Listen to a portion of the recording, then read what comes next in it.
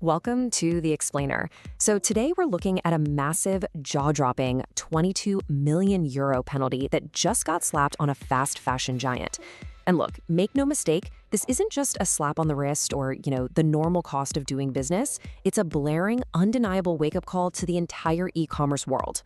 We're going to unpack exactly what went wrong, dig into the specific infractions, and figure out how this one single event is literally rewriting the rules for global retail. Okay, let's dive into this. First, we'll cover the 22 million euro fine itself. Then we'll break down the exact penalties, explore the ripple effect across the industry, and finally, look at the new regulatory era we're entering. Section 1. The 22 million euro fine, a regulatory wake-up call. 22 million euros. Just let that number sink in for a second. This massive penalty was dropped on fast fashion giant Shein by France's consumer protection watchdog, officially called the Directorate General for Competition Policy, Consumer Affairs, and Fraud Control. When a national authority hands down a fine of that size, they aren't just punishing a simple clerical mistake. They are sending a very public, very intentional message to the market. This wasn't just some random audit. It followed deep, prolonged investigations into exactly how this platform operates, how transparent it actually is, and most importantly, how it treats everyday shoppers. So the French authorities basically pulled back the curtain and found what really amounts to a multi-front compliance failure.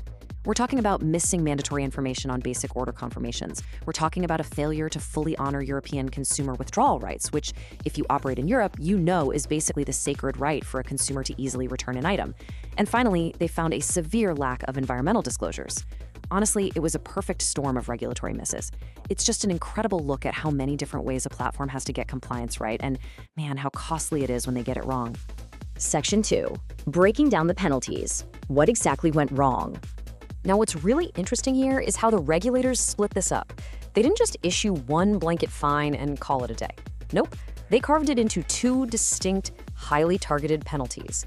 The massive chunk of it, 16.7 million euros, is dedicated entirely to missing order info.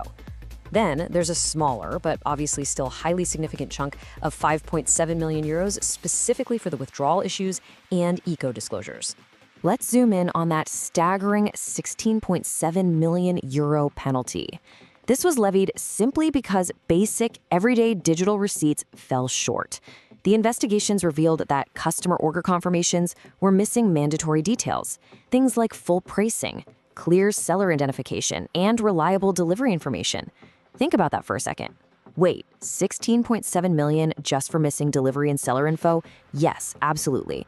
Regulators are basically saying that basic transparency isn't a perk anymore. It's a legal baseline. If a consumer doesn't know exactly who they bought from and when their item is going to arrive, you are squarely in the crosshairs. It's fundamentally about trust in the digital marketplace. Then we have the remaining 5.7 million. This targeted the company's handling of consumer withdrawal rights, basically making sure refunds and returns aren't locked behind invisible doors or intentionally confusing processes. But here is the real surprise. They were also penalized for insufficient environmental information disclosures. This is a massive takeaway for anyone watching the retail space right now. Green reporting and sustainability metrics, they're no longer just fluffy PR talking points sitting on the About Us page of a website. They are hard and forcible laws. Regulators are literally demanding proof behind the environmental claims. Now, of course, every story has two sides, and it's absolutely crucial we look at the corporate response here. Shein has publicly stated that it intends to challenge these sanctions. Their primary argument? That the penalties are simply disproportionate to the actual infractions. It's a classic but highly important defense, and actually, it perfectly sets the stage for a massive legal showdown between a global e-commerce powerhouse and a major European regulator. We're definitely going to be watching how that challenge plays out. Section 3. The ripple effect. Beyond a single brand. So who else is affected by all this? Well, if you're an operator building a platform, an investor writing the checks, or an executive steering the ship, this should definitely make you sit up straight, because this enforcement action firmly bridges the gap between Shein's specific legal headache and the imminent risks facing literally every global e-commerce platform operating in Europe today. The precedent has been set, and the spotlight is now on everyone else. International retailers really need to audit their operations right now against some very specific targets. Because instead of a simple checklist, you gotta think of this as a complete customer journey under a microscope. From the moment a product is listed, meaning product transparency and sustainability reporting, to the point of sale, which involves online sales compliance and consumer disclosures. And that goes all the way to the post-purchase experience with customer rights management. Regulators expect pristine digital transaction records at every single step of that journey. One weak link, and boom, you're exposed. So the crucial point here is that the conversation has been permanently elevated. We aren't just talking about a headache for the legal compliance team down in the basement anymore. For investors and boards, this case highlights how these failures create massive, material financial risks. When you get hit with a €22 million fine, it impacts valuation, it impacts shareholder trust, and it definitely impacts brand reputation. Enforcement has aggressively kicked down the door of the back office and taken a permanent seat right in the boardroom. Section 4, the new regulatory era, a paradigm shift. And this brilliantly illustrates exactly what that paradigm shift looks like. For the longest time, basically the entire 2010s, when we thought of tech regulation against big platforms, we immediately thought of data privacy and antitrust laws. GDPR was everything, right?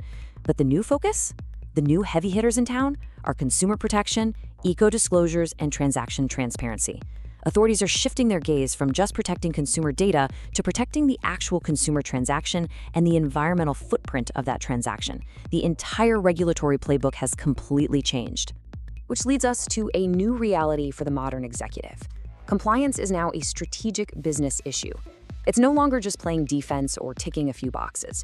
Today, if you want to expand across borders, enter new markets, or secure funding from major investors, which is really what we mean by capital mobility, you have to prove your regulatory hygiene is absolutely spotless. Robust governance just isn't a nice-to-have anymore. It's the absolute ticket to entry for playing in the global big leagues. All right, let's summarize our key takeaways from this explainer. First, governments everywhere are really sharpening their teeth when it comes to digital commerce oversight. Second, if you serve international customers, the message is crystal clear. You need robust governance, and you need it now. And third, your consumer protection controls must evolve faster than the regulations themselves. Otherwise, well, you might just be the next one facing a multi-million-euro wake-up call. I'm going to leave you with this provocative thought. As regulatory heat turns up across the globe, the companies with the strongest governance and transparent reporting aren't just dodging fines. They're actively pulling ahead of their rivals. So, in this completely new era of e-commerce, is compliance actually your ultimate competitive advantage? Thanks for joining me for this explainer, and keep questioning how the rules of the game are changing around you.